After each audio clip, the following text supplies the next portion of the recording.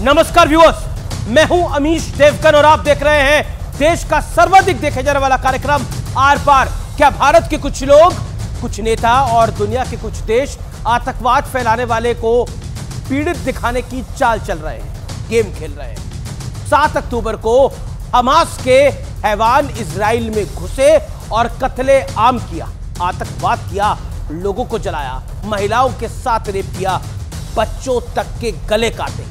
तब कई लोगों ने आंखों पे पर्दा डाल लिया था, कोई कुछ नहीं कह रहा था। और जब इजराइल चुन चुन कर बदला लेने के लिए मैदान में उतरा है तो ये लोग छाती पीटने लगे हैं, रोने गाने लगे हैं, इजराइल को आतंकी देश बताने लगे हैं। लेकिन इसी बीच एक दुखद घटना हुई है और 500 लोगों की दुखद मृत्यु हो गई। और इसके बाद तो एक ऐसा नैरेटिव बनाने की कोशिश हुई कि जैसे हमास वाले हैवान शांति के दूत हैं। लेकिन गाजा के जिस अस्पताल में दुखद घटना हुई है, आज उसका भी मैं संपूर्ण विश्लेषण आपके समक्ष रखूंगा। और यकीन की पोल पट्टी दोनों खुल जाएगी। लेकिन आज एक और बड़ी घटना हुई है।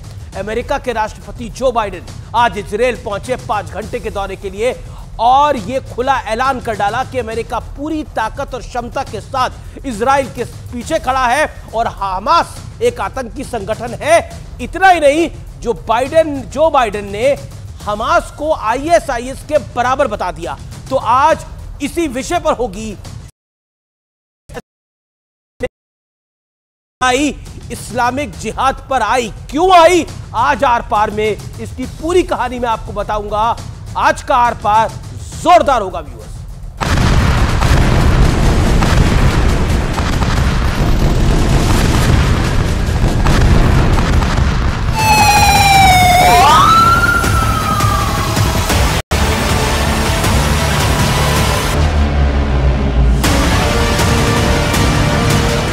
इजराइल और आतंकी संगठन हमास के युद्ध के बीच 2 बड़ी घटनाएं हुई हैं।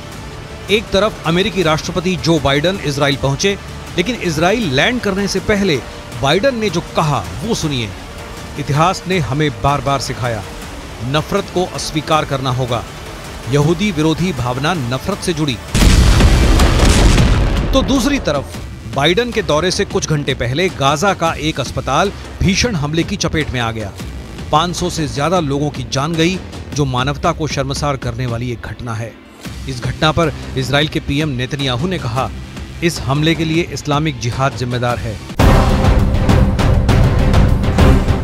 उधर हमास के आतंकी कह रहे हैं कि यह हमला इजराइल ने किया है। इससे पहले पूर्व राष्ट्रपति डोनाल्ड ट्रंप भी इस्लामिक आतंकवाद को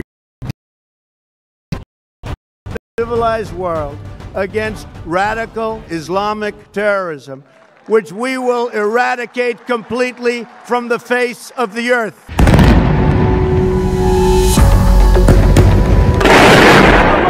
लेकिन सोचिए, अस्पताल पर इस हमले का कूटनीतिक फायदा किसे मिला? दुनिया भर में हमास को पीड़ित बताने का प्रोपेगेंडा शुरू हो गया है।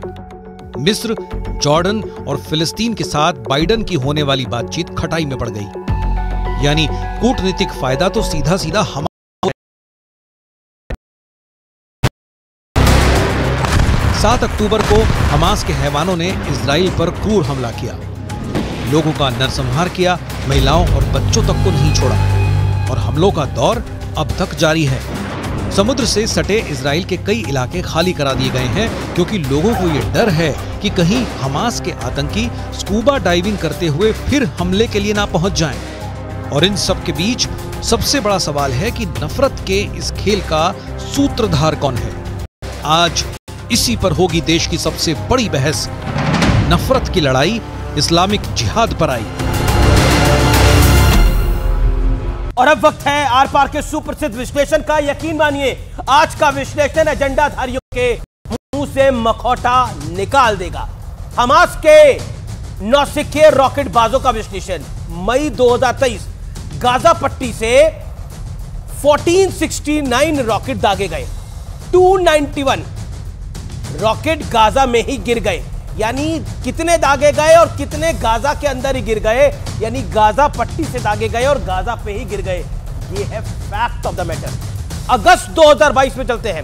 फिलिस्तीन इस्लामिक जिहाद ग्रुप ने 1100 रॉकेट प्लस मोटार दागे, 200 गाजा में ही गिरे, गाजा के ही 40 लोगों की मौत हो गई। ये देखिए टेक्नोलॉजी चला ढंग से आता नहीं है, इसलिए खुद पे फोड़ लेते हैं। इसका पूरा ट्रैक रिकॉर्ड मैं दिखा रहा हूं। अब साल 2021 में आते हैं। गाजा पट्टी से 4360 रॉकेट दागे गए। साल 2021 की मैं बात कर रहा हूं, 680 रॉकेट गाजा में ही गिर गए थे। ये पूरा ट्रैक रिकॉर्ड है गाजा का, हमास का, ये जो टेररिस्ट ऑर्गेनाइजेशन है उसका। यानी इनके पास टेक्नोलॉजी तो है, यानी कंप्यूटर तो है, लेकिन चलाना आता नहीं है, इसलिए मिसफायर कर देते हैं। इसलिए मैंने लिखा नौसिखिए रॉकेटबाजों का विश्लेषण। पढ़ता हूं मैं आगे। अब पुरानी घटना पे जाता हूं। 26 सितंबर 2008 गाजा से इजराइल की तरफ मोटार दागा गया। मोटार गाजा में ही फट गया। 5 और 12 साल की 2 बच्चियों की वहीं पर मौत हो गई। यह एक और घटना है। और अब मैं उस बड़ी तस्वीर पे आऊंगा जिसको मैं आपको दिखाने जा रहा हूं। आइए उस तस्वीर पर नजर डाल लेते हैं। और पहले बड़ा सवाल, क्या हमास अपनी नाकामी छिपाने के लिए विक्टिम कार्ड खेल रहा है? और अब वो तस्वीर दिखाता हूं जिसकी मैं चर्चा करने के लिए जा रहा हूं। ये देखिए हमास की लॉन्च साइट और अल अहली अस्पताल। ये सब कुछ बताएगा, ये सब कुछ बताएगा कि आखिरकार है क्या।